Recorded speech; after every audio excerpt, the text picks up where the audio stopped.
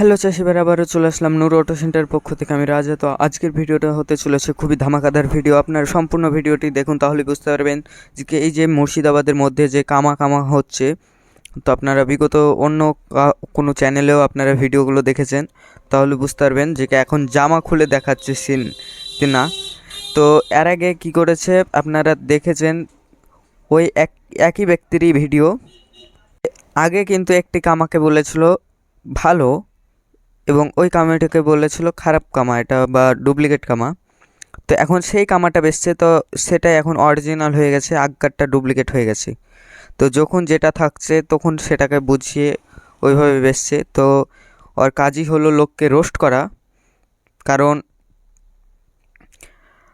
বিগত ভিডিওতে আমরা দেখেছিলাম যে কি বাগানপাড়ার মানে অন্য কোনো ব্যবসায়িককে মানে রোস্ট করছে, তো তার কাজই হলো রোস্ট করা। তো আপনারা এই সব ভিডিও থেকে দূরে থাকবেন, জানে আমাদের কাছ থেকে আপনারা মিনি পাওয়ার হিটার কিনুন বা না কিনুন, আপনারা ভিডিওগুলো দেখবেন এবং like, comment, share and subscribe করবেন।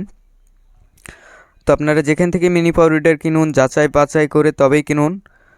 তো আপনারা দেখে নেবেন যে কি ইঞ্জিলেও কামা ইনবোজ করা থাকবে এবং গিয়ার বক্সেও ইনবোজ থাকবে। শুধু আমি ইঞ্জিল কামা নিলে তো হবে না, আপনাকে গিয়ার বক্সও কামা লিখতে হবে, ইঞ্জিলেও কামা লিখতে হবে, তবেই সেটা একই ফ্যাক্টরি থেকে হবে। যদি ইঞ্জিল এক কোম্পানির হয়, গিয়ারবক্স আরেক কোম্পানি হয়, তাহলে সেটা তো একটা ডুপ্লিকেট হয়ে যাচ্ছে না। তো সেইভাবেই কিন্তু তিনিও ভিডিও বানালছিল এর আগে। তো তার কাজ হলো রোস্ট করা, তো তার নাম আমরা ভিডিওতে লিখছি।